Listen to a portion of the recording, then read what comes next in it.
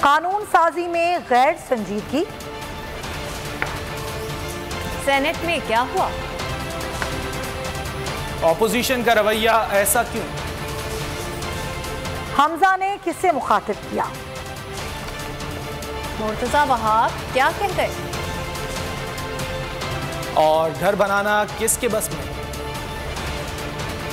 लेकिन सबसे पहले बात करेंगे कि ऑपोजिशन कानून साजी में संजीदा नहीं, वो कवानीन को शौक से चैलेंज करे, मगर पहले उन्हें पढ़ तो ले। कानून साजी को गैर जमहूरी कहना दुरुस्त नहीं। मुश्तरका सेशन पार्लिमानी नहीं तो उसे 18वीं तरमीम में निकाल दें। वजीर कानून फरोग नसीम की न्यूज़ ब्रीफिंग, कहा कुलभूषण से मुतालिक कानून एक फर्द वाहिद के लिए नहीं, कानून साजी के जरिए भारत के हाथ काट दिए हैं, वरना भारत आलमी अदालत में पाकिस्तान के खिलाफ तौहीन अदालत का मुकदमा दायर कर देता। सिंध और बलूचिस्तान को नई मरदमशुमारी पर एतराज़ था। नई मरदमशुमारी अब इलेक्ट्रॉनिक होने जा रही है, ऐसा कहना है फरोग नसीम का। आपको बता रहे हैं, उन्होंने कहा कि ऑपोजिशन कानून साजी में संजीदा नहीं है, वो कवानीन को शौक से चैलेंज करे, मगर पहले उन्हें पढ़ तो ले। कानून साजी को गैर जमहूरी कहना दुरुस्त नहीं। मुश्तरका सेशन पार्लिमानी नहीं तो उसे 18वीं तरमीम में निकाल देते। वजीर कानून फरोग नसीम ने न्यूज़ ब्रीफिंग में कहा कि कुलभूषण से मुतालिक कानून एक फर्द के लिए नहीं है, कानून साजी के जरिए भारत के हाथ काट दिए हैं, वरना भारत आलमी अदालत में पाकिस्तान के खिलाफ तौहीन अदालत का मुकदमा दायर कर देता। सिंध और बलूचिस्तान को नई मरदमशुमारी पर एतराज़ था। नई मरदमशुमारी अब इलेक्ट्रॉनिक होने जा रही है। और बड़े ऐवान में बड़ा हंगामा हुआ। बिल की मंजूरी के दौरान ऑपोजिशन बिलबिलाती रही, शोर शराबा किया, चेयरमैन सेनेट के खिलाफ नारे भी लगाए। एहतजाज के बावजूद हुकूमत 3 बिल मंजूर करवाने में कामयाब हो गई। निशिस्त पे चले, मैं प्लीज। सेनेट इजलास मछली बाजार बन गया। अपोजिशन ने नारे लगाकर ऐवान सर पर उठा लिया, कान पड़ी आवाज सुनाई न दी। मुझे काउंट कराने दें। चेयरमैन सेनेट की ज़ेर सदारत इजलास में बिल की मंजूरी का मरहला आया तो अपोजिशन ने सादिक शंचरानी की डायस का घेराव कर लिया। अपोजिशन के एहतजाज का हुकूमती अरकान ने भी तुर्की बतुर्की जवाब दिया, अपनी नशिस्तों पर उठ खड़े हुए। चेयरमैन सेनेट ने कहा, जब आप नंबर्स पूरे नहीं करते तो चेयरमैन के खिलाफ बात करते हैं। अपोजिशन का सेनेट में ये वतीरा बन चुका है। हाउस में हमेशा जब आप लोग अपने नंबर पूरे नहीं करते हैं फिर चेयर पे बात करते हैं, ये आप लोगों की वतीरा बन चुका है। ऐसी कोई बात नहीं, चेयर का क्या होता है, आप अपनी काउंट पूरा करें फिर बात करें प्लीज। अपोजिशन ने शोर शराबे में सहाफ़ियों के तहफ़्फ़ुज़, कौमी एहतसाब ब्यूरो और हायर एजुकेशन कमीशन तरमीमी बिल ऐवान से कसरत राय से मंजूर कर लिया गया, जिसके बाद इजलास गैर मुय्यना मुद्दत के लिए मुलतवी हो गया। सेनेट में ऑपोजिशन का हुकूमती रवैये के खिलाफ एहतजाज। सेनेटर शहरी रहमान ने मीडिया से गुफ्तगू में कहा, हुकूमत ज़िमनी एजेंडा रात की तारीकी में लाई, सेनेट पर शब खून मारा, इनके लिए अब ऐवान की कार्रवाई चलाना मुश्किल हो जाएगा। रजा रब्बानी बोले आज सब कुछ सोचे समझे मंसूबे के तहत हुआ। चेयरमैन सेनेट ने भी ज़िमनी एजेंडे पर हैरानगी का इजहार किया। रात की तारीकी में सप्लीमेंट्री एजेंडा लाया, मेंबर्स बिल्कुल फिक्स मैच था, नेशनल असेंबली की तरह जमा किए और फिर ये बुलडोज हुए। तो अब हम भी देख लेंगे सेनेट कैसे चलता है। ये जो मफलूज इनकी आर्टिफिशियल मेजॉरिटी है, इसको हम मुस्तरद करेंगे। आज जो सेनेट में हुआ ये एक सोचे समझे मंसूबे के तहत किया गया। पहले नेशनल असेंबली को बेतौकीब किया गया और नेशनल असेंबली की कार्रवाई जो है उसको एक मजाक बनाया गया। अब एक हाउस बचा था जो वफाक की अलामत है, उसको भी जानबूझ के, क्योंकि यहाँ से एक मुयस्सर आवाज़ सूबों की उठती थी, ये नहीं चाहते कि सूबों की आवाज़ जो है वो उठे। जबकि ईवीएम समेत मुख्तलिफ मामलात से निमटने के लिए नून लीग ने पर तोल लिए हैं। नवाज शरीफ ने रहनुमाओं को हिदायत जारी की। इजलास की अंदरूनी कहानी पर ये रिपोर्ट देखिए। पार्लिमान, स्पीकर और कानून साजी। नून लीग पार्लिमानी इजलास के अहम नुकात रहे। मुशावरती ग्रुप ने कानून साजी बिल्डोज करने की शदीद मजम्मत की। स्पीकर असद कैसर का रवैया गैर जमहूरी और गैर पार्लिमानी करार दिया। मेंबरान ने फैसला किया कि ईवीएम को किसी सूरत नहीं मानेंगे। नून लीग ने कानूनी टीम को कानून साजी चैलेंज करने का टास्क सौंप दिया। इनकी मुश्तरका स्टीयरिंग कमेटी से मिलकर आला अदलिया से रुजू किया जाएगा। स्टीयरिंग कमेटी का इजलास आइंदा हफ्ते तलब किया जाएगा। नवाज शरीफ ने हिदायत दी कि कानून साजी बिल्डोज करने का मामला हर फोरम पर उठाया जाए।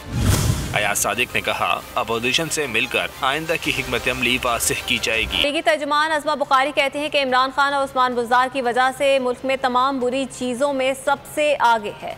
आवाम से इन्हें जूते और गालियाँ मिल सकती हैं, वोट नहीं। तर्जुमान हुकूमत पंजाब हसन खावन ने जवाब दिया कि 3 साल में लीगी तर्जुमानों की समझ बूझ रट्टे रटाए जुमलों से बाहर नहीं जा सकी। 25 अरब की टीटीज और वज़ीर आला के 5 कैंप ऑफिस के सवाल पर इनकी बोलती बंद हो जाती है।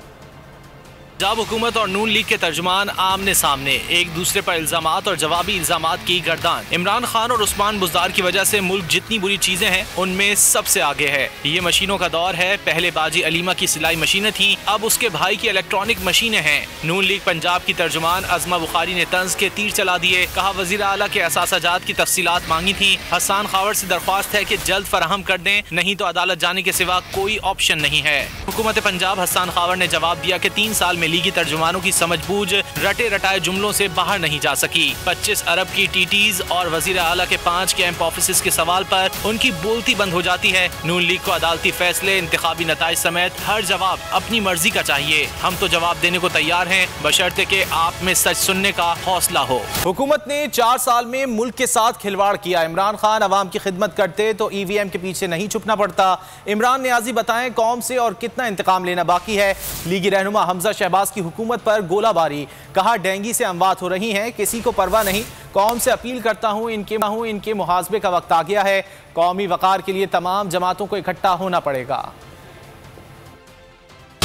EVM जिसकी आज कौम को शफाफियत की मिसालें देता है, ये EVM भी पूरी दुनिया में रिजेक्टेड है। तो रिजेक्टेड और सिलेक्टेड जो है, एक रिजेक्टेड चीज़ को जो है वो कौम के सामने इसलिए पेश कर रहा है कि वो आम इंतखाबात जब भी होंगे वो EVM के पीछे छुपना चाहता है। यानी 2019 से कान पक गए कौम के सुनते सुनते, आज तक टर्मिनल के ऊपर कोई कार्रवाई नहीं हुई। तो मुझे आप बताएं कि इमरान नियाजी साहब कितना और इंतकाम बाकी है इस कौम से लेना। अभी हालिया कैंटोनमेंट बोर्ड के इलेक्शंस हुए हैं, इबरतनाक शिकस्त हुई है, तो पर EVM से तो प्यार होना है, EVM की अच्छाइयाँ तो बयान करनी है, क्योंकि अब EVM के पीछे छुपना है कोरोना के बाद। यहाँ पर आज जब मैं आपसे बात कर रहा हूँ, 450 डेंगू का केस आज अपना जो आया है, अमवात हो रही है, किसी को परवाह नहीं है। कौम से भी अपील करता हूँ कि वक्त आ गया है कि इनका मुहासबा होगा और EVM हो या कोई भी और बात हो, इंशाल्लाह डटकर कंबाइंड ऑपोजिशन, मुत्तहिदा ऑपोजिशन का मुकाबला करेगी और इंशाल्लाह इलेक्शन के मैदान में इनके साथ 2-2 हाथ करेंगे।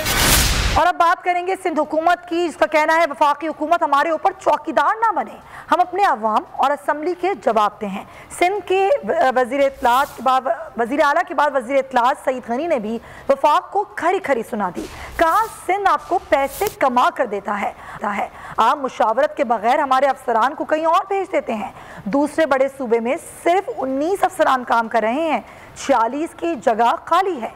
DIGs को बगैर इत्तला निकाल दिया जाता है।